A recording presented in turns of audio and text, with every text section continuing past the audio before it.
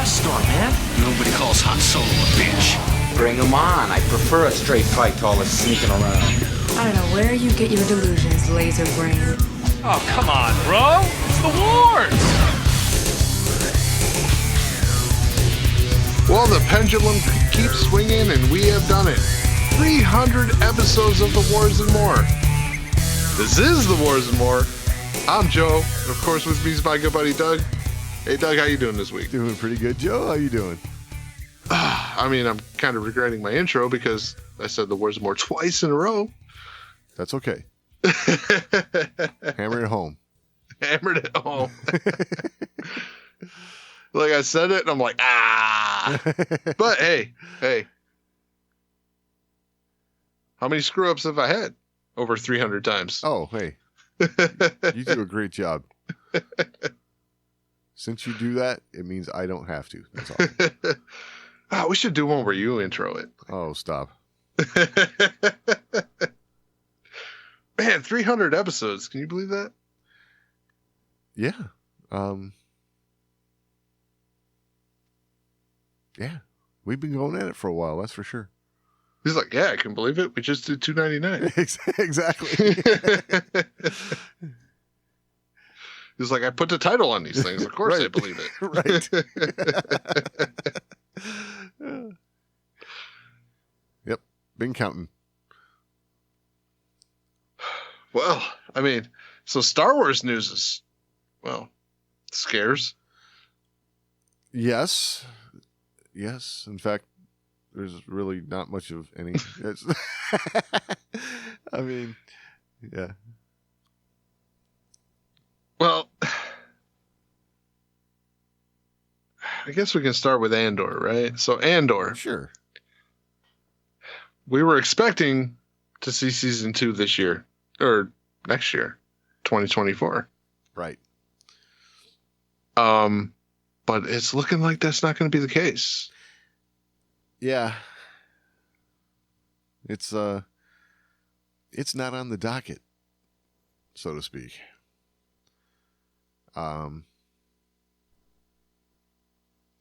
Yeah, Walt Disney Studios, they actually put out a press release talking about all the shows, not all, but a lot of the shows coming out on Disney Plus in 2024. So far as Star Wars is concerned, we get 4. So 4's not bad, right? I mean, No, it's not bad. but it is going to be The Acolyte, Bad Batch Season 3, The Skeleton Crew, and Tales of the Jedi Season 2. So, Andor, not there. So literally none of the shows that everyone's looking forward to. Right? And when I say that, it's The Mandalorian, Ahsoka, Andor. Yeah, exactly. These are the shows we're in the middle of. When you're in the middle of something, you kind of want it to come out in a timely fashion. Yes. Now, we do understand the writer's strike and all, the Right. all that stuff, but still, it's kind of, I don't know. And I gotta say But let's we say we understand the writer's strike. yeah, The actor's strike. They both happened. right. But as a consumer, are you ever like, oh, well, okay. No, as a consumer, you kind of expect product. Sure. Why are these 4 good to go? Should have been afflicted by the same kind of thing, right? Well, the only explanation is that they were further along to the point where getting them finished up is like, not going to take so long. But I mean, what I was going to say. I understand, but you shouldn't just get a pass, right? Like, Yeah, well, sure. you could have done better to just resolve the strike. Yes, there's no doubt there. The thing about these is the shows that are coming out is like, Bad Batch and Tales of the Jedi. Those are great. They are animated, which, You know, I don't. You can say this makes me not a Star Wars fan. I don't care. But the animated stuff is not going to be as weighty as the live action stuff. So it's going to have a smaller audience. Yes, for sure. So when it comes to the live action stuff, the Acolyte and the Skeleton Crew, gotta say, I don't think there's quite as much anticipation for those as there is for some of the other shows that we've mentioned here. Well, The Mandalorian, Ahsoka again, those things. People are looking forward to those more, for sure. Well, I'll say this about the Acolyte, right? Like, they haven't done a good job advertising the Acolyte. No. Because the Acolyte, they haven't said anything about the Star Wars content. All they've talked about is their agenda content. Right. So, like, that hurts. It that does. Hurts. It does a lot. And I'll say this, like, all these other projects get a lot of flack for this, like, Disney agenda thing. I don't see it being super pronounced in the other projects. Star Wars is the bulk of what we've seen as far as focus. The agenda's in there, don't get me wrong. Right. But it's not the focus of the projects they've been putting out. This one, all we've seen is that. Yeah, totally. We have no story points. We have no anything else. We just have agenda points. No, this is what we've been told is that this is going to be about 100 years before, was it the Phantom Menace, and it's the story from the dark side of things. It's like right. Okay. But that's what they said initially. Right. And then what have we seen since then? Oh, all this female cast stuff, right? Yes, for sure. There's no guns. I did not hear that one. Interesting. Okay. Oh, you didn't hear that? No. Oh yeah. There's no blasters and stuff in the Acolyte. Really? Yeah. Oh, that's interesting. Yeah, it's not about that. It's not about that war stuff. Oh, right. I do remember that. Yeah. That was in there. That the blasters and stuff are gone. Okay.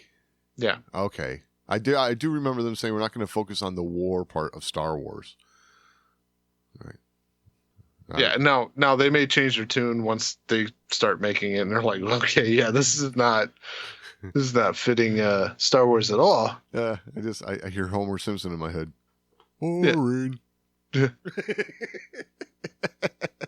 Sorry.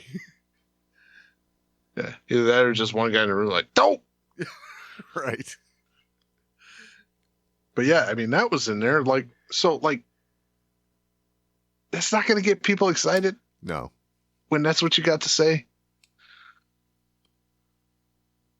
Yeah. You know? That's a problem.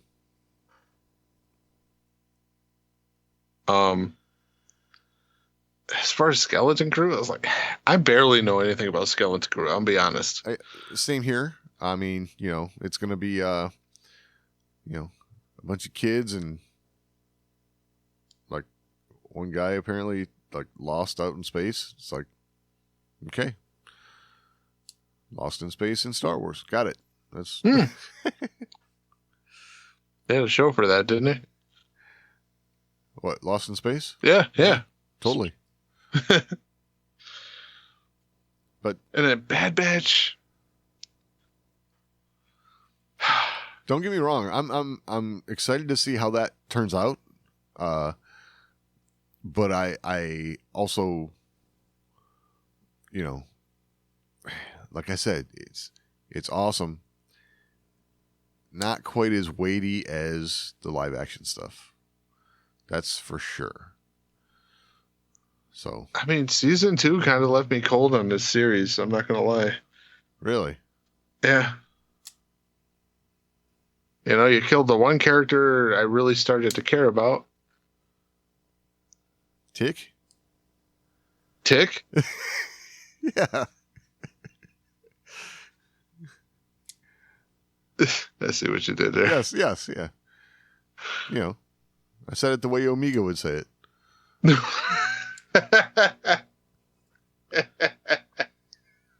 Omega? Yeah. Oh, boy. What? Yeah, okay. Yes. But yes, yeah, season 2, I was really not impressed. Like, just, yeah. The Bad Batch has been that series that is, and I hate to be that guy, but it's not following in the footsteps of its predecessors very well. Right. Like, I'll watch it. Yeah, totally. I'll watch it. I'll probably enjoy it, but I'm not going to go crazy about it. Right. Because it just hasn't delivered on that, like, wow, I'm really excited about this, kind of level. And then Tales of the Jedi. Ultimately, that was a disappointing series for me. So I really liked it, but there just wasn't a lot there. That's where it was. Like, it's like, do we need another shorts? Right. That's, yeah. Like, you're doing Visions. This is kind of Visions, but in stuff canon. we're familiar with. Yeah. So it had its moments. Yeah, no doubt. There were episodes of Tales of the Jedi that I really enjoyed, but all in all, it's not enough to get me really excited. So it's kind of a down year. Right. I mean, now, granted, all these shows could deliver and I could end up being a complete jackass. But well, I mean, looking forward, this is not a year I'm excited about.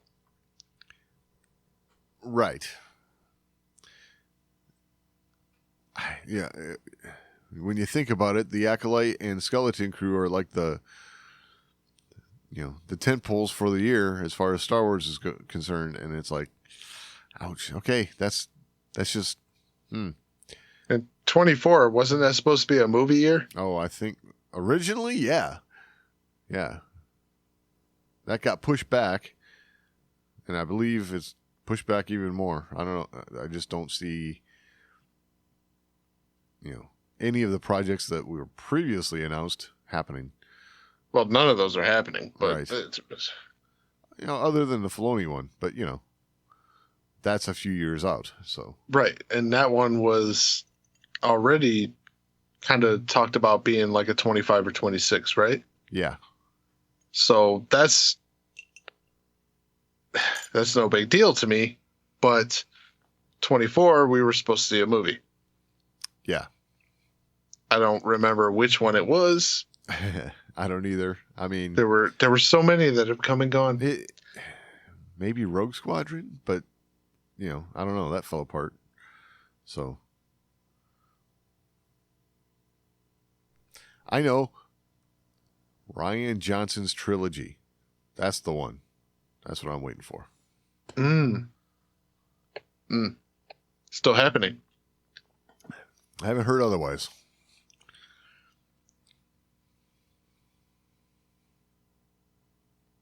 Yeah, I guess he's got another Netflix thing he's working on or something like that. I don't know.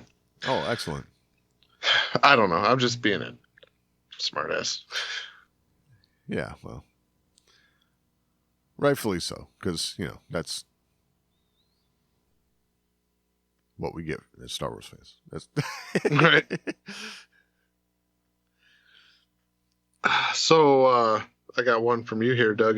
Filoni, I guess, talked about Thrawn. Yeah. I mean, this is the height of Star Wars news right now. He's talking to Empire magazine, and somehow or another they get to Thrawn. It's typical Filoni. You say something without saying anything, so here we are talking about it. It's like, okay, he says, we set up Captain Paleon in The Mandalorian, and that's a character that goes with Thrawn. So I'd love to see the two of them together. He'd love it. I mean, okay, so make it happen, Dave, right? You're the guy. I don't know. But he goes on. His foil throughout Rebels was Hera. Pitting the two generals against one another is something I find interesting. Okay, I guess. Yeah, us too? Yep. I mean, okay, both of those things. Yeah, do those. So I can only imagine that that's what he's saying, is that he's doing those things. Other than that. Oh, man, I just got to ask, is this what you got to do to get a promotion? State the obvious? I guess, yeah. Wait. Okay, I got one. I'd really like to see Luke Skywalker establishing the new Jedi Order. Oh, God. Huh? Any takers? No one? No. Oh, damn. No. Broken down old hermit? Anyone? Yay!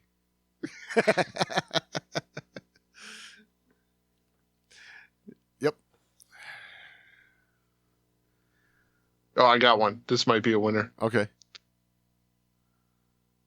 I'd like to see Rey establishing the new Jedi Order. You just want to see this new Jedi Order. You don't care who starts it. Well, that's what it seems like. Right. It's working, right.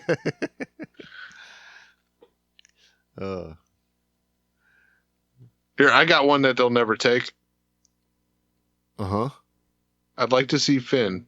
I was just going to say that one. Undergo his Jedi training. Yes. I was just going to say that one. Man. You beat me to it. Yep. Again, never going to happen. Nah, he was good enough for a trailer. Yeah. Yeah. Featured prominently in the trailer. Oh, I got a picture with a poster. Yeah. Bitch and poster.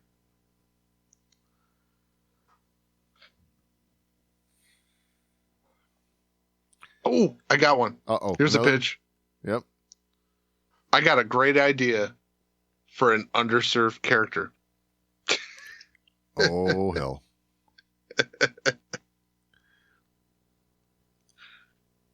Just pick a name. We can just pick a name and underserve that character. Oh, I see what you're saying. Yeah. Yeah, good idea. Yeah. Well, I still feel for Finn, man. Oh, absolutely. John Boyega got the short end. That's for sure. But man, can he run and yell Ray? Yes, he can. I gotta say, they're lucky he didn't walk off set. All right, this is dumb. It is. It is. I think what it boils down to is we're going to see Captain Paleon, and we're going to see Thrawn, matching wits with Hera. That seems interesting to me. Thrawn and Hera, if you haven't seen some of the Thrawn stuff in Rebels, I'd check that out before season 2, judging from what Filoni says here, because this Thrawn Hera relationship goes kind of deep with the. Well, that was final season stuff, right? I think so. Yeah, yeah. So we're not even talking that much of Rebels, really, but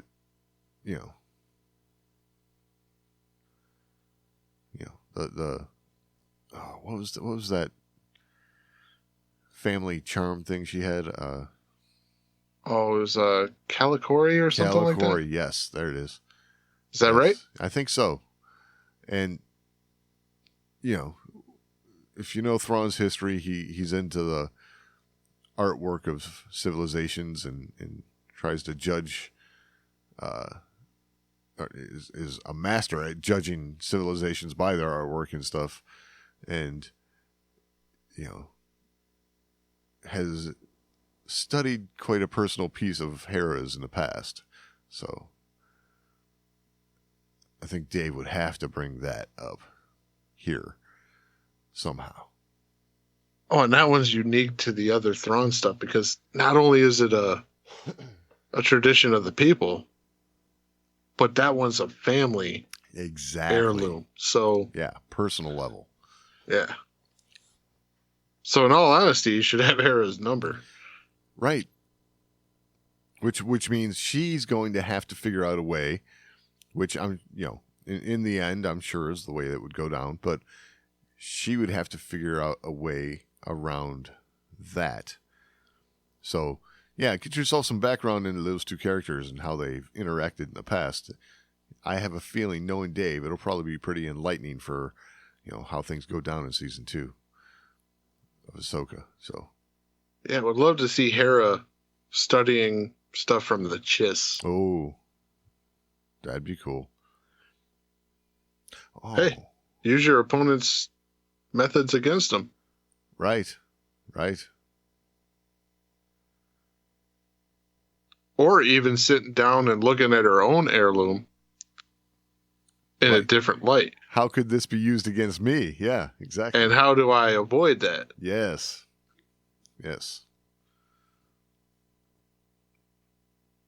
I like that thought exercise as well. All right. So, some Disney news, not necessarily Star Wars. So Steamboat Willie Oh, yeah. is set to become public domain. Finally. How can Disney stand for this? Oh, I don't know. I mean, you got to wonder, there might be some politicians locked in basements or something somewhere. I'm just saying. I don't know. This is That's a little harsh. Hey, got to protect the IP here.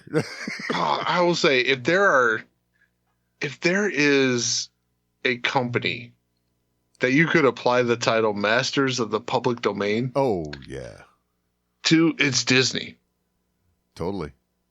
Right? Like, all these fairy tales and stuff that they've done stories about and locked IPs down for. Oh, yeah.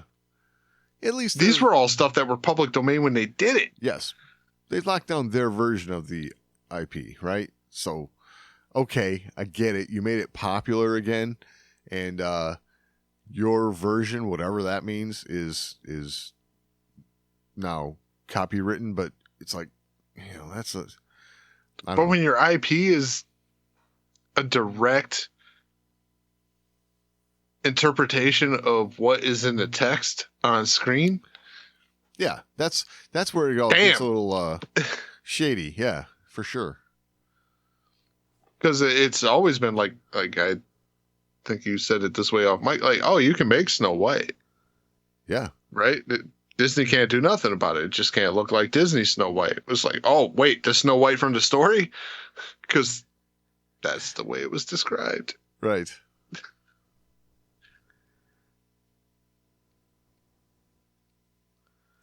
So, yeah, it's an interesting idea. Now, granted, they have 150 iterations of Mickey Mouse. Yes. And this is going to just be the Steamboat Willie version. Disney has come out and said, we will be enforcing the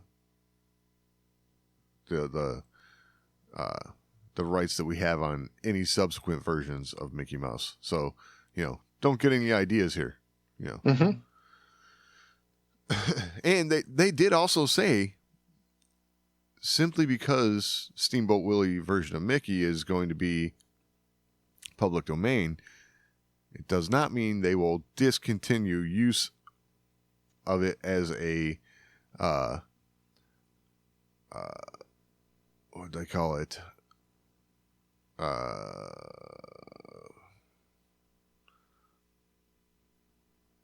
I forget. Like a proprietary... Like a representation of the company, So... Which they should. Right. I mean... They shouldn't stop. Exactly. I agree. But, what it will mean is that Steamboat Willie t-shirt, it's not going to necessarily be a knockoff anymore, right? Oh, I'm pretty sure there's a loophole here.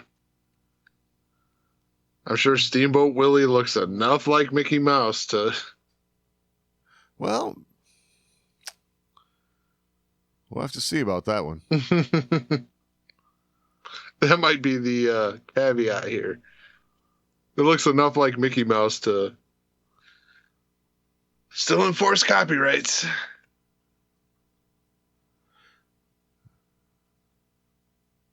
I don't know. We'll see. I mean...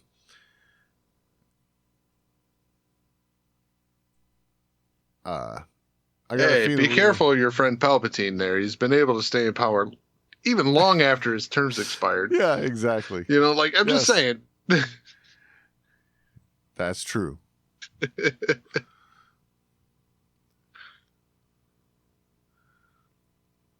It's funny. But yeah, I don't know.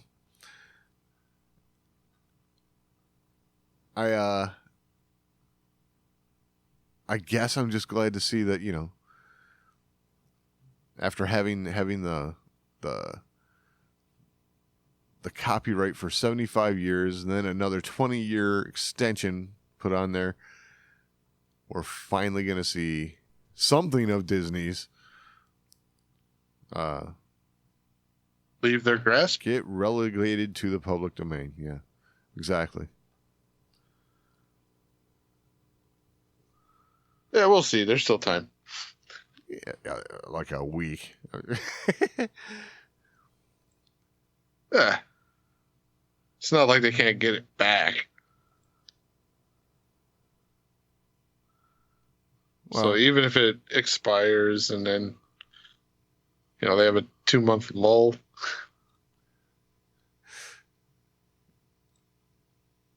Well, hey, with how Disney Plus is doing, this probably just isn't worth it. Yeah, that's a true statement right there. After all the L's they've been taking, they're probably thinking, you know what, this one just isn't worth the fight. That's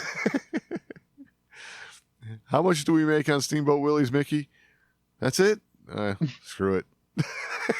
Problem is, those numbers are tied to Disney Plus. Right. True. Because they can't put them back in the vault anymore. Right. That's where they're losing. They lost the vault. They went and made the vault open to everyone all the time for the initial price of like $6 a month. Yeah, true. All right. Well, we've reached that moment. Uh-oh. It's time for our look at Fall of the House of Usher. Once upon a midnight dreary, as I pondered weak and weary, there came a knocking at my back porch. He ain't very original, is he? So, this week is the penultimate episode. We're looking at the Pit and the Pendulum. Nice. Yes. Now, I gotta ask, Doug. Yeah. You've referenced this this story a couple times throughout our talks. Yes. Did this episode beat your expectations? as far as in reference to the original story, Yes. yes. Okay. Yes. Because in the original story, Poe goes into great detail about, and I forget if they even mention the character's name, but the guy who's strapped to like a cot, he's tied to it, and he cannot break his bonds.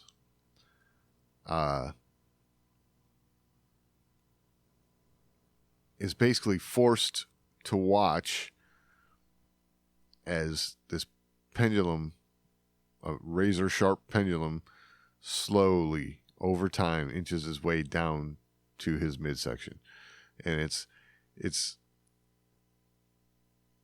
the way they did that with what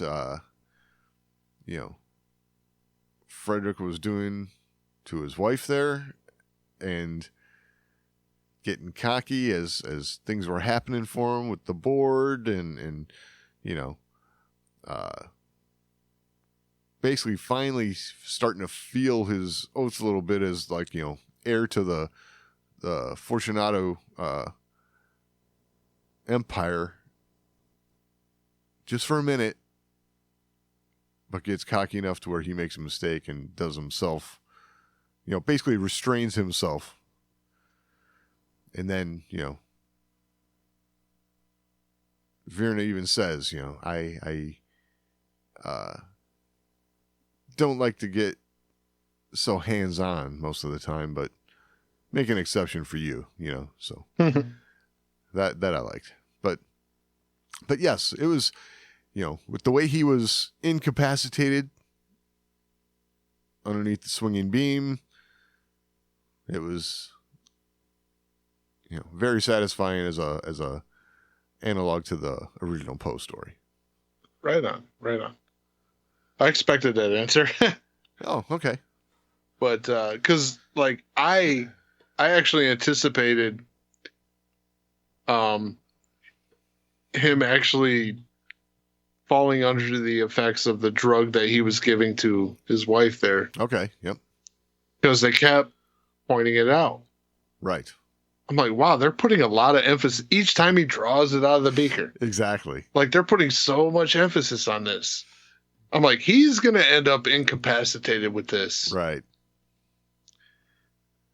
And he's going to end up I'll tell you what, that pendulum death. Oh, yeah. When you read it, it's one thing. When you see it, it's another. Yeah.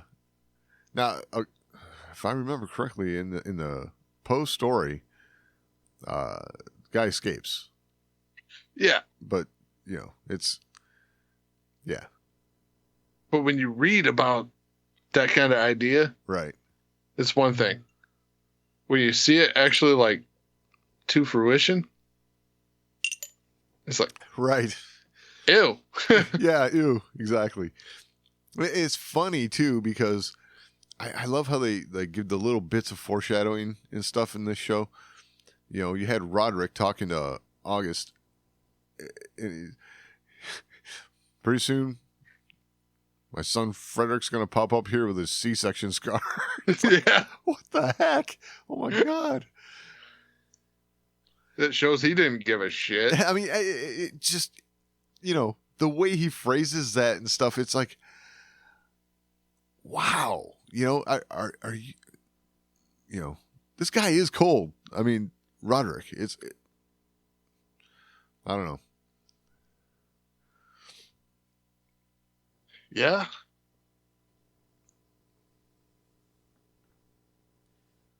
I tell you what, this was truly what you expect out of a penultimate episode, though. Yeah. Because everything's leading to next week. Oh, absolutely. Absolutely everything. And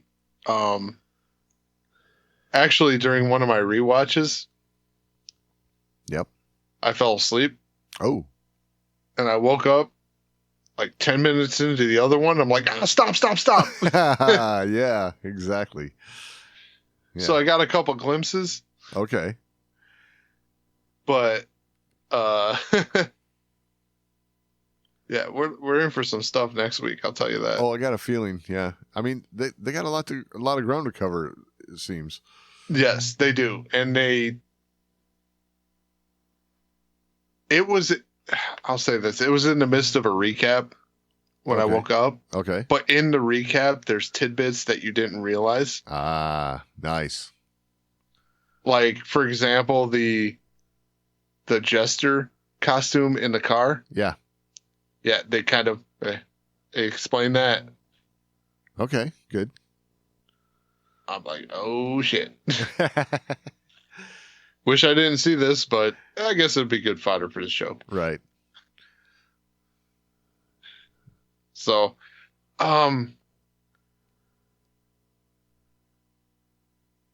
Roderick's the big star of this episode, though. Oh, totally. I mean, this episode was Freddy's death, but right. You know, that was almost like a side dish on it. Yeah. You know, with I guess not just Roderick, but Madeline. Those two were the star. Yeah. And it alluded to something they did. Right. We still don't know what they did. Right. This is where that ground to cover is coming up. We still don't know what they did, what kind of deal they struck, some deal with the devil kind of stuff, right? Yep. But Madeline's scared. Roderick was trying to push it away. Yeah. Madeline's scared, but still ambitious. You know, she's. Well, I think she thinks she can get ahead of it. Right. Like if we get out of the death pills. Exactly. We go into AI, you know. Yeah. AI. Ugh. I mean, but you know, what I thought was beautiful about it was she did say, my algorithm is almost done. It's like, oh, okay, nice. You're admitting it's just an algorithm. That's good. Yeah, that's true. It's my favorite argument. Yeah. Like, oh, so if you do something outside the equation, it's screwed. Exactly. But I liked her little sit down chit chat with Verna in the old, you know, childhood home. It was. I'll tell you what, I even love the little detail. Like when she took the wig off. Yep. I was like, that is a little detail that. Oh, sure. I really dug. Because it was like. She's like, okay, I got to snap back into my old ways. Yeah, Let's get rid of this. I kind of viewed that as a, you know, she's, you know, taking off any guise of, you know, somebody else or whatever. She's stripping herself down to who she actually is. You know what I'm saying? But she knows she's going there to see Verna. You know what the funny thing is like it could even be as little as like they're going to take away the people that say, that actor doesn't look anything like the other actress. Like,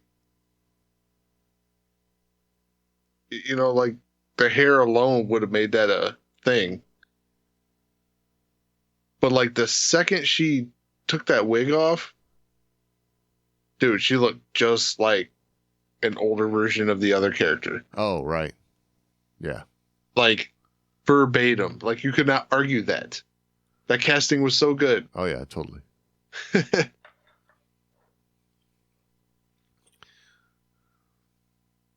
So I gotta make sure I don't cross up what I've seen. Okay.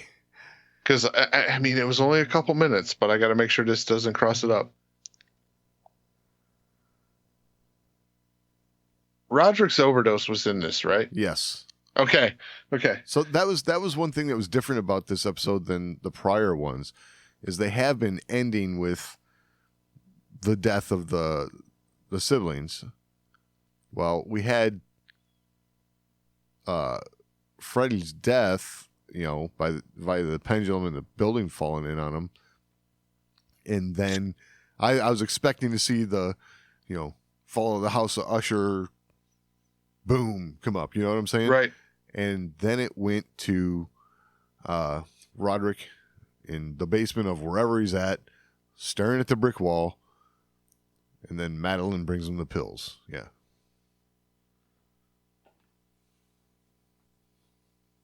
That was wild. It was wild. Yeah. Kind of broke format a little bit there. Which, okay, I gotta say, when she's feeding him all the pills and the booze, I'm thinking, well, this is not good because this doesn't line up with what we saw at the very beginning of the series. Me looking back at the original scene at the church that we got, episode 1, which is actually the second funeral, right? But Roderick's there, and it makes sense now because Roderick is there. Lenore's sitting behind him, I believe, and then Madeline is sitting on the other side of the aisle, and what's his wife's name? She's there, but she's sitting behind Madeline, not over by Roderick. So their argument this episode and stuff makes sense why she's not sitting next to him at the second funeral. Right. Like all that stuff. Was it Juno? Juno, yeah. All that stuff makes sense. Even Madeline sitting over on the other side of the aisle, there's distance between them. They're sitting there separately. So it's things are falling into place a little bit. Yes. I think we're gonna get a great wrap up, but wow, they got a lot to wrap up. Oh yeah. I did think it was funny that, like, you see the conversation between Madeline and Verna. Yeah. And she's like, I had these set up for the boys later. Talking about the chairs. Oh, okay. I didn't catch that. Okay. Yeah. Yeah, she said, I had this set up for the boys later. Interesting. And then later on, you see her revive Roderick. Yes. So she's like, oh, no. Madeline's not going to get you out of this. I had plans here. Right. So this is all mapped out. Absolutely. And Virna is the puppet master in all of this. And in their little conversation that she was having with Madeline, one little phrase, caught me off guard, and I was like, whoa. And I don't even remember what she was referring to, but she says, what was it? Something like, ever since you little creatures started building cities. It's like, oh. Whatever Virna is, this is an entity that goes way back. Like, right. Wow. Well, I mean, that was proven in that one episode, but they restricted it to modern history. What could be photographed and be on the web? Right. Okay. So yes. So I think the idea here is that this is a character that's been doing this long before any of that.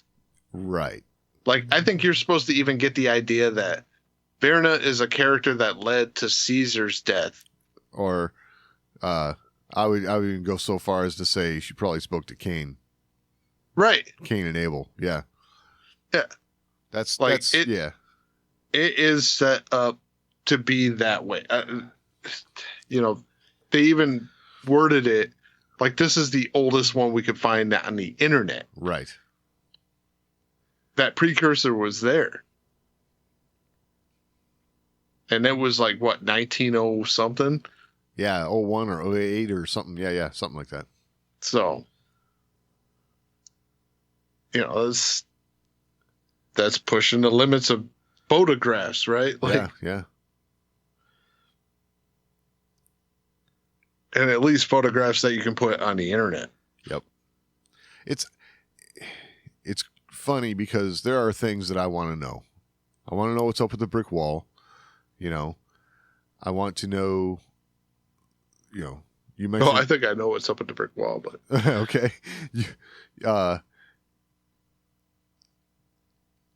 Something that was mentioned this episode was Annabelle, and it's like, okay, something different happened there, I think, with, she's gone, and the jester you brought up, what's up with that? You alluding to us finding out.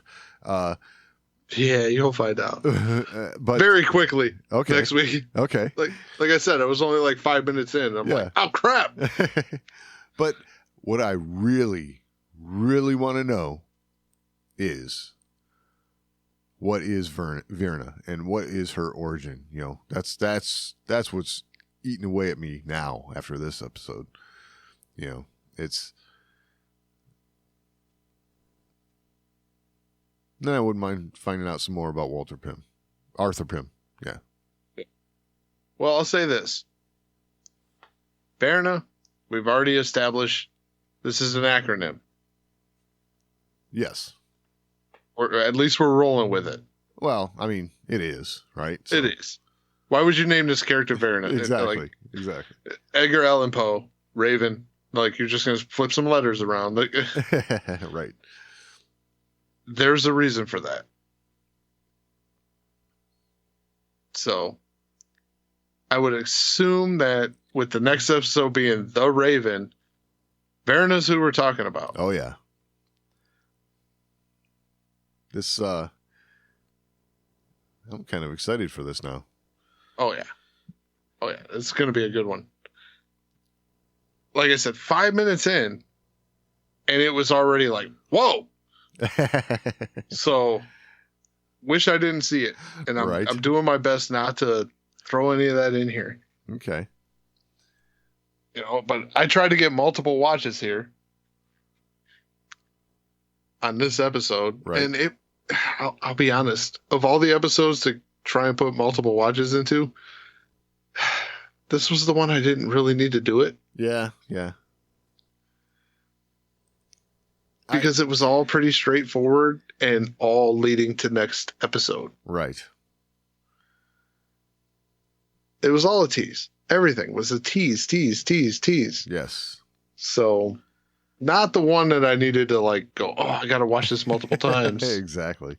No, I get it. The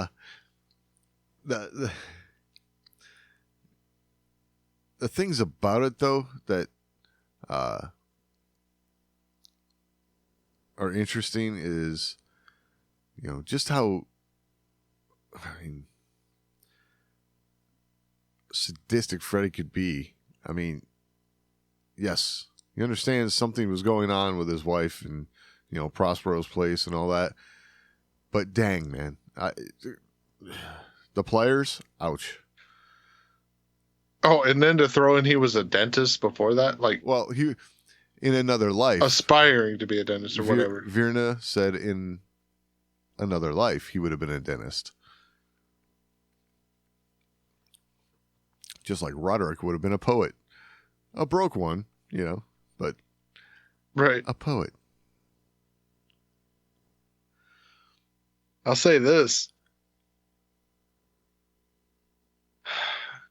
It was one of those moments where I was like, man, that little thing right there kind of made me feel old. What the Altoids container. Oh, why is that? Okay. I think everyone of a certain age had an Altoids container that they just threw random shit in. Of course. How does that That make is you a old? thing of the past. That's a thing of the past, No, dude. they still sell Altoids. They still sell them. How many people do you see? Like, okay, I guess this is a mechanic thing.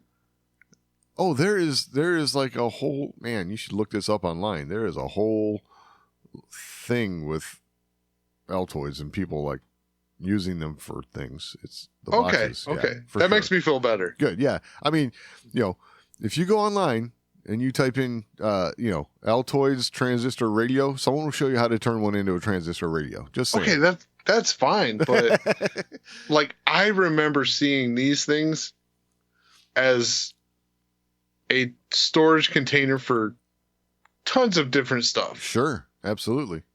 And it's a thing that I don't see anymore. Interesting.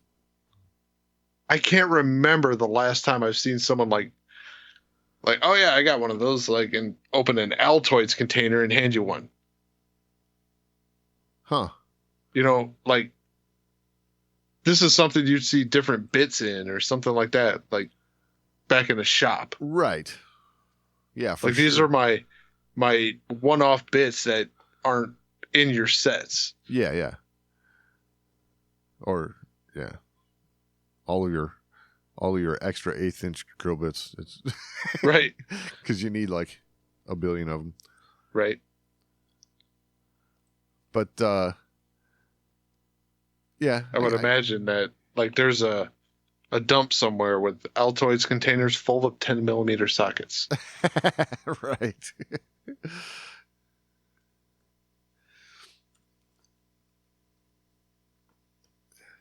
You were saying no?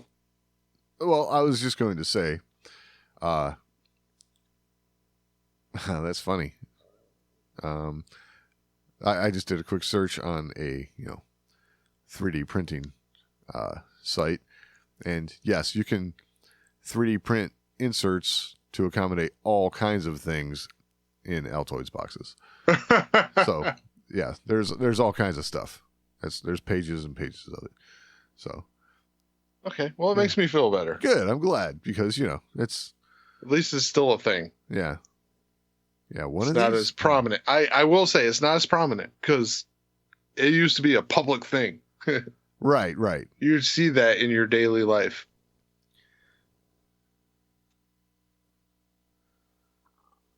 Wow, what is the Fortunato drug called?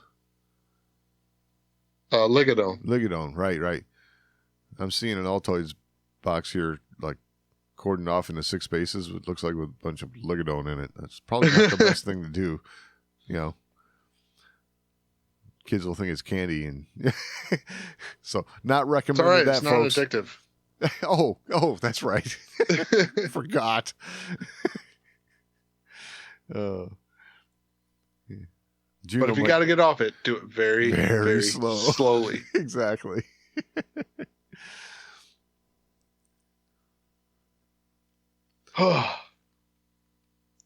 Yeah, I mean, I'm looking forward to the next episode. Yep, I got a feeling we're going to have a whole lot more to say on that one. This one was definitely a setup episode. That was clear. I think it's funny because all season long they talked about how important Freddy was. Yeah.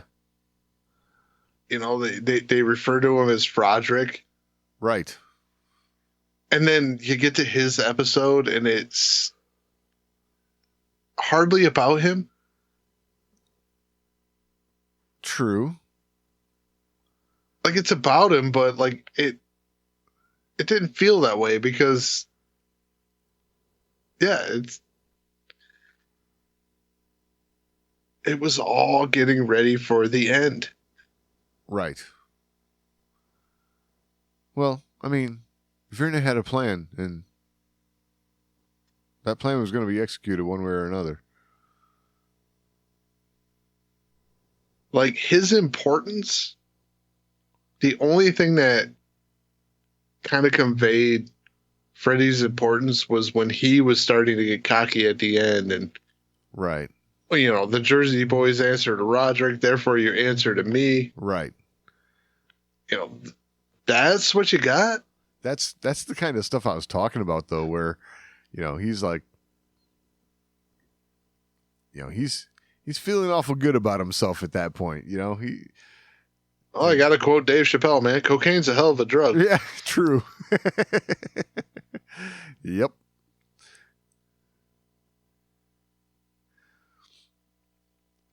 So, did you notice something off when he was like they go back and they show him putting that, what they called it, nightshade drug or whatever, Right. into his bag? Did you notice that the first time around? I noticed there was a pause, but doing the flashback. You noticed something off about it, right? Yes. Okay. Because I was like, I hope I wasn't alone here. And that wasn't surprising to me at all. Right. Like the way it was set up,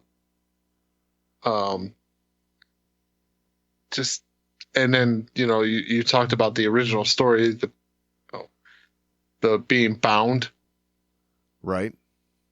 so it's like, oh, there's this drug that just leaves you conscious but completely bound to whatever you're doing. Right. She called it. So, okay, here's what I know about nightshades, which, you're talking tomatoes and potatoes and things like that. You eat the fruit or the root of those, you're fine. You don't eat the leaves. Okay? Enough of them will kill you. But that's a nightshade, as far as I'm aware. And then she called it a paralytic, which will paralyze you, clearly. So that's you think about how sadistic that is. Freddie wanted his wife to be paralyzed in that bed, but have to sit there and listen to him rant and rave, while she's incapacitated. That's the evil,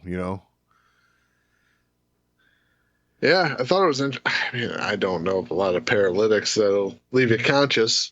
Right. Well, I'm not that aware of, what many of them do, period, but, I get what you're saying. Yeah, most of them will leave you not conscious enough to listen to a full-on conversation. Right. Maybe conscious enough to I glimpsed this and I glimpsed that. But to carry on a conversation? Yeah. I mean, I'm sure it's out there, but... Right. Because why wouldn't it be? All the combinations out there, I'm sure it's a thing.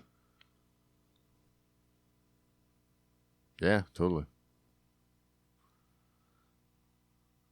But, yeah.